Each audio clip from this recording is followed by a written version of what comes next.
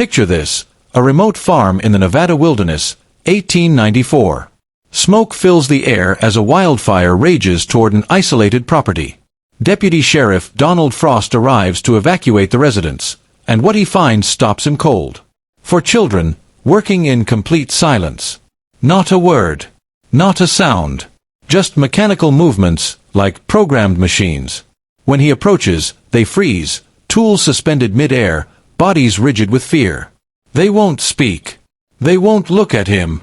They're waiting for permission that never comes. This wasn't discipline. This wasn't strict parenting.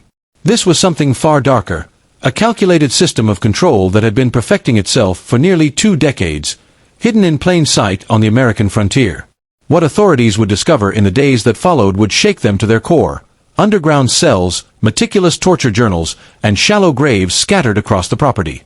This is the story of Cornelius Brennick, a man who believed he was creating superior human beings while systematically destroying the souls of innocent children. And the worst part? He almost got away with it. Before we dive into this disturbing investigation, do me a favor. Hit that subscribe button and turn on notifications so you don't miss the dark mysteries we uncover on this channel. And drop a comment below telling me where you're watching from. Stories like this happened in isolated corners across the country, and I want to know where you are. Now, let's get into what happened on that forgotten Nevada farm.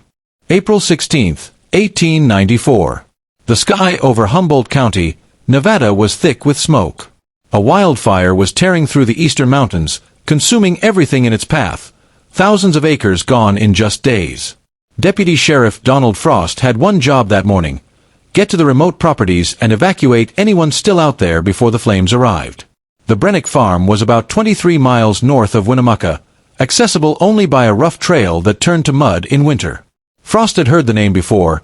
Cornelius Brennick, the guy who kept to himself, showed up in town maybe twice a year for supplies. Quiet. Reserved. Paid in cash and left. Nobody really knew much about him, and honestly, nobody asked. As Frost and his 2 volunteers approached the property, the first thing they noticed was signs of life. Smoke curling from the chimney. Clothes hanging on a line. Tools neatly arranged by the barn. Someone was definitely here. But when Frost called out and knocked on the door, nothing. Complete silence. He waited. Knocked again. Identified himself loudly. Still nothing. Frustrated, Frost decided to circle around the property. Maybe someone was working in the backfields. That's when he saw them, 4 children, working in perfect rows, pulling weeds with robotic precision. And here's the thing that made his skin crawl. They weren't talking. No chatter. No complaints. Just work. The kind of eerie, mechanical silence you'd never expect from kids. Then Frost stepped closer. And all 4 of them froze. Not like startled kids who turn around to see who's there. No, they stopped mid-motion, tools suspended in the air, bodies locked in place like statues. They didn't look at him. Didn't run. Didn't react.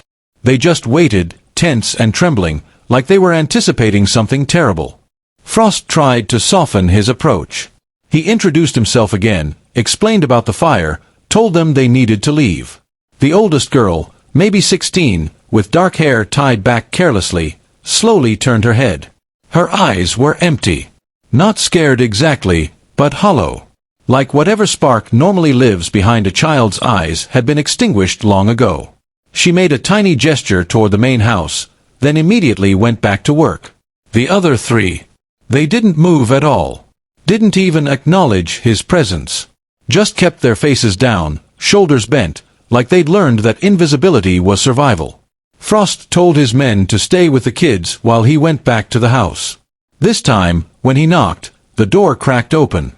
A man in his early 50s stood there, angular face, gray hair cut unevenly, eyes that assessed Frost with cold calculation. Cornelius Brennick. Frost explained the emergency. The fire. The evacuation. The danger. Cornelius listened without interrupting, without asking a single question about how much time they had or what they should bring. When Frost finished, Cornelius simply nodded once and said he'd gather his children.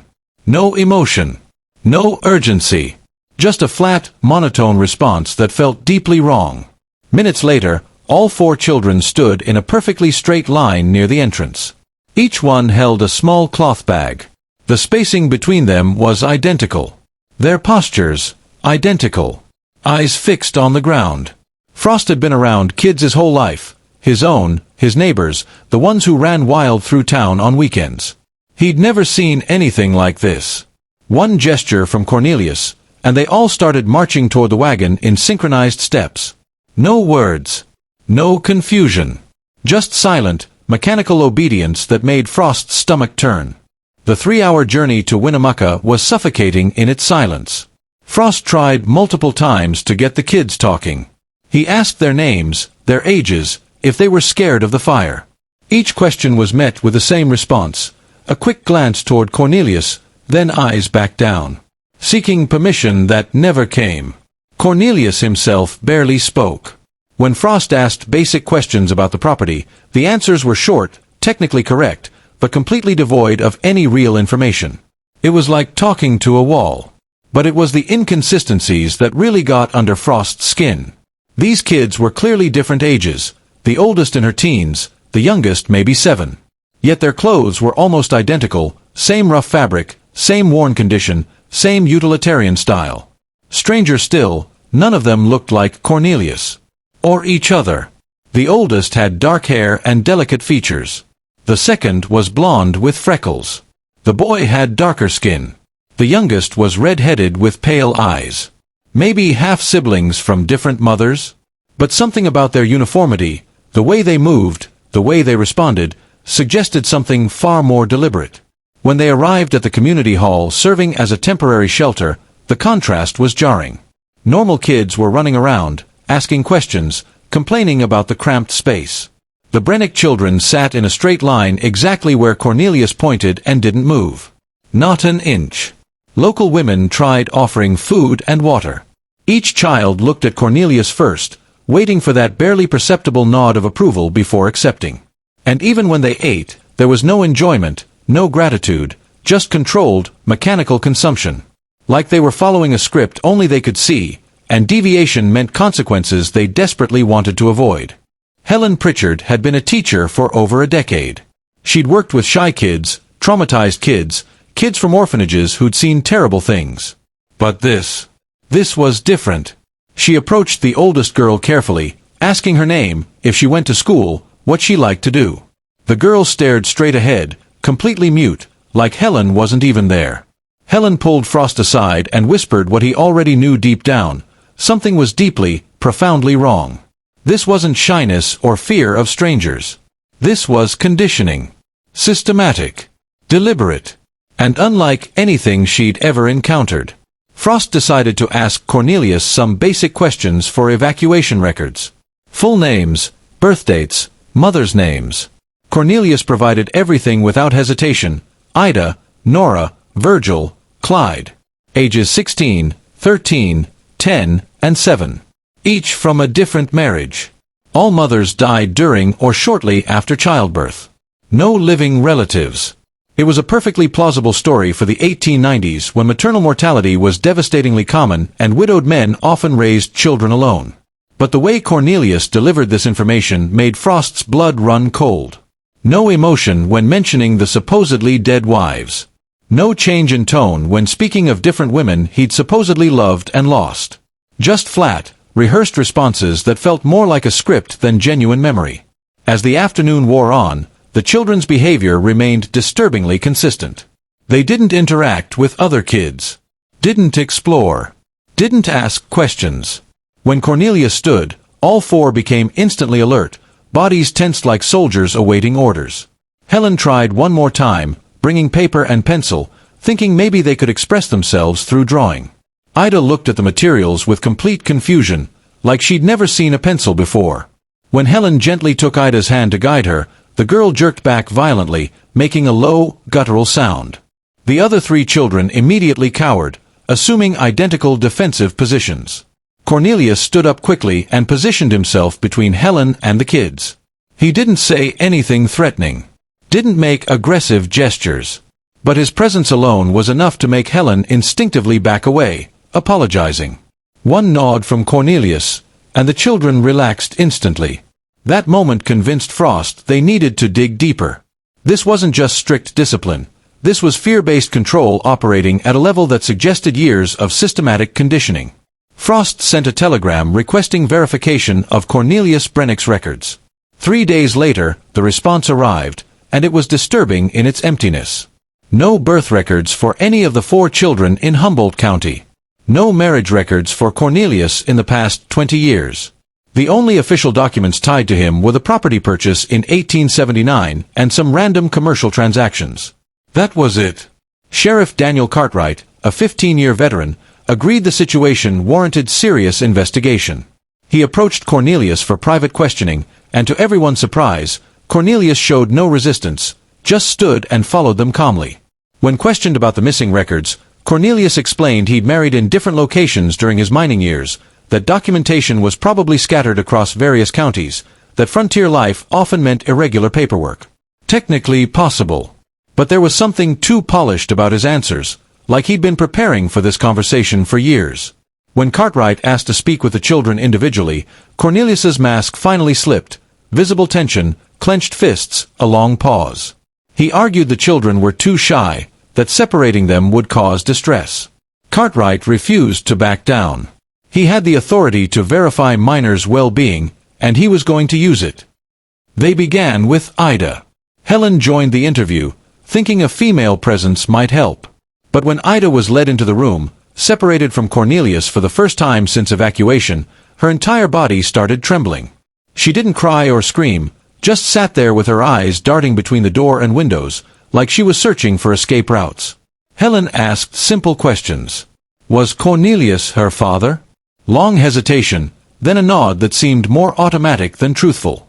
Had he ever hurt her? Ida froze completely, her face becoming an empty mask. When Helen gently asked to examine her hands, Ida extended them mechanically. What they saw made their stomachs drop, thick calluses from years of brutal manual labor, old scars on her fingers and wrists, some from cuts, others with patterns suggesting restraints. When Helen asked about the scars, Ida violently jerked her hands back and began rocking slightly, making low guttural sounds of extreme distress. The interviews with the others followed the same devastating pattern. Nora showed the same fear, the same scarred hands. Virgil cowered whenever anyone got too close. Clyde, the youngest, seemed confused but mimicked the older children's behavior with disturbing precision. None could provide real information about their lives, their routines, their supposed mothers. It was like their memories had been systematically erased, or never allowed to form in the first place. Then came the breakthrough. A Winnemucca merchant remembered Cornelius from years back, not from Nevada, but from Montana. He remembered because Cornelius had purchased unusual supplies, large quantities of chains and padlocks. More than any normal farmer would ever need. Cartwright immediately sent telegrams to Montana authorities. The response would take days, so he made a decision. The children wouldn't return to that farm with Cornelius, even after the fire was controlled. When Cartwright told Cornelius the children were staying in town, the man finally showed genuine emotion. Anger, desperation, insistence that the children needed him, that separation would cause irreparable harm, that he had rights as a father. But Cartwright held firm. Cornelius had no legal choice but to back down. The separation was traumatic. Ida became completely catatonic for hours. Nora started banging her head against the wall. Virgil refused to eat. Clyde cried for the first time since they'd found him. Despite how harmful Cornelius's influence was, these children had developed a pathological dependence on him, Stockholm Syndrome, before the term even existed. 8 days later, Montana's response arrived, and it was worse than anyone imagined. Between 1872 and 1877, Cornelius had informally adopted 3 children from desperate families. All 3 died before age 8, 2 from respiratory diseases, 1 from injuries described as accidental. But a local doctor had treated 1 child shortly before death and noted severe malnutrition and multiple fractures in different stages of healing, suggesting repeated trauma over time. He'd reported concerns to authorities, but nothing happened before the child died. Cornelius left Montana shortly after the 3rd death, apparently to avoid investigation. Then he resurfaced in Nevada and started again. With this evidence, Cartwright obtained authorization to thoroughly inspect the Brennick property. A full team was assembled: Cartwright, Frost, 2 deputies, and a doctor to document physical evidence. They departed the next morning. The fire had passed without hitting the property directly, leaving it intact but surrounded by charred landscape. As they approached, Frost felt a growing sense of dread. Whatever they were about to discover would be far worse than the empty rooms and scared children. And he was right. What waited in that basement would haunt every single one of them for the rest of their lives. The main house looked normal enough at first. Basic furniture, adequate food supplies, everything arranged with military precision. But it was what was missing that struck them. No toys. No books. No personal items. Nothing indicating children actually lived there. The 4 small bedrooms each contained only a thin mattress on the floor and a wooden chest. Inside the chests, identical rough clothes in different sizes, thin blankets completely inadequate for Nevada winters. Then Frost noticed something chilling. Scratch marks on the inside of the doors, old and deep, suggesting someone had desperately clawed at them for a long time. Every door showed evidence of external locks that had been recently removed. Then they found the basement entrance, a trapdoor in the kitchen. When Cartwright lifted it, a nauseating smell hit them instantly. Mold, urine, and something sickeningly sweet. The doctor hesitated, covering his nose before descending the steep, worn stairs. What they found below made their blood run cold. The first area contained normal farm tools, but also heavy chains fixed to walls at multiple points, shackles in different sizes clearly made for children's wrists and ankles, and restraint devices that had no purpose other than causing pain. The second area was worse, a pit dug into the dirt floor, about 6 feet long, 3 feet wide, 4 feet deep. Just large enough to contain a person lying down, but not deep enough to stand. Nail marks covered the earthen walls. Dark stains on the bottom appeared to be dried blood. Heavy boards stacked nearby had small holes drilled through them, not large enough to escape or move, but just enough to allow minimal air. This wasn't designed to kill quickly. It was designed to keep someone alive while breaking them psychologically. Calculated torture that could last for days. The third area contained shelves lined with leather-bound notebooks organized by date. Cartwright began reading, and what he found was perhaps the most disturbing evidence yet: meticulous documentation of every aspect of the children's lives written in precise handwriting. Wake times, assigned tasks, meals, punishments administered. But the language revealed Cornelius's twisted mentality. Children were called subjects or referred to by numbers, not names. Punishments were necessary corrections or behavioral adjustments, always justified by some perceived transgression. One entry from 3 years earlier described in clinical detail how Subject 1 had been placed in the confinement pit for 72 hours after demonstrating inappropriate independent thoughts. Cornelius had recorded regular checks to ensure she remained alive, including minimal water provision through a tube. Other entries documented elaborate psychological control. Speaking without permission resulted in food deprivation, making eye contact resulted in darkness confinement, showing emotion resulted in physical work until complete exhaustion. But the notebooks also revealed how he'd acquired each child. Not through legal adoption, but through transactions with desperate families.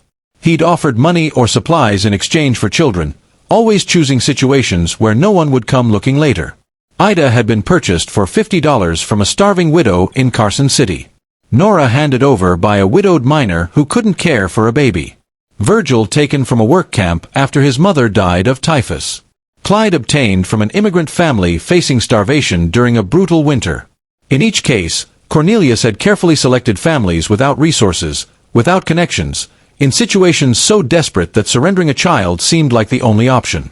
Then they found references to other children, subjects with different numbers whose entries ended abruptly. Subject A, discontinued due to constitutional weakness. Subject B, adaptation failure, removed from program. Clinical language for dead children. Cartwright ordered a complete search of the exterior property. Within hours, they found the first grave behind the barn, partially hidden by vegetation. The earth had settled over years but still showed irregular contours. Less than 3 feet deep, they found small bones. The doctor examined them grimly, a very young child, buried several years ago. They continued searching and found a second grave 20 yards away containing remains of a slightly larger child. Same shallow burial. No markers. No indication a human life had ended there. The search extended over 2 days. In total, they found evidence of at least 5 burials beyond the initial 2. Some contained only fragments, making precise determination impossible. But the pattern was horrifyingly clear. Cornelius had been doing this far longer than anyone imagined. The dates of discontinuation in his notebooks corresponded to the estimated burial periods. He'd methodically documented not only the abuse of living children but also the disposal of those who died under his care, all recorded with clinical coldness, like weather conditions or crop yields. Small structures scattered across the property turned out to be shelters where children were forced to sleep during warmer months, separated from each other, too small to stand upright in, offering no real protection. Inside one, they found scratches on the inner walls, desperate messages carved into wood. Most were illegible, but some phrases could be read, "Please, someone find us. I want to go home. It hurts so much." Messages in different hands, suggesting multiple children over the years had tried to leave some record of their suffering, hoping someone would eventually find them. When the team finally returned to Winnemucca with their findings, the community was shocked. Cornelius Brennick had lived among them for 15 years, conducting business, maintaining respectability, while systematically torturing children on his isolated property.